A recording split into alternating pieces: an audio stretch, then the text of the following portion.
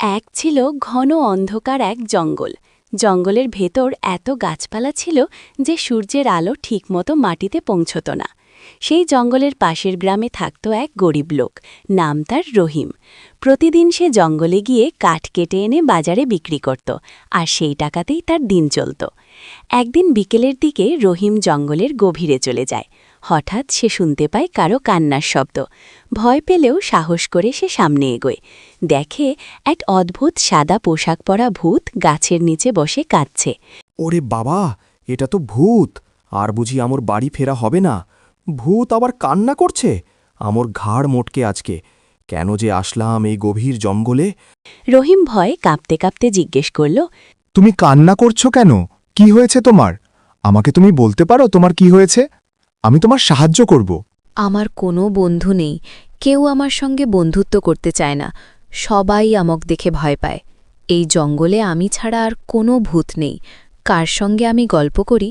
আমি বড় একা এই জঙ্গলে।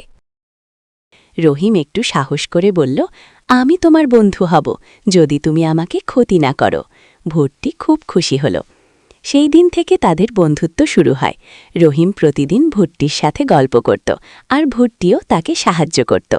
একদিন ভূতটি বলল, তুমি এত কষ্ট করো, আমি তোমাকে সাহায্য করতে চাই। তারপর সে রহিমকে একটা গুপ্তধনের জায়গা দেখালো। সেখানে ছিল অনেক সোনা, টাকা আর রত্ন। আরে, আমি কি চোখে সত্যি দেখতেছি? এ তো সোনাদানা। আমার বন্ধু আমাক দিল। আমার তো ভাগ্য পাল্টে গেল। বিশ্বাস হচ্ছে না, আমি স্বপ্ন দেখছি না তো। আমার আর অভাব থাকলো না। এখন আমি একটা বাড়ি বানাবো।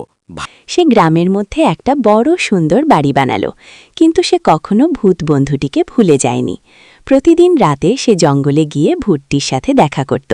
গ্রামের মানুষ অবাক হয়ে ভাবত, কিভাবে রহিম এত ধনী হল। কিন্তু রহিম জানত, তার সব সুখের পেছনে আছে তার সেই অদ্ভুত ভূত বন্ধু।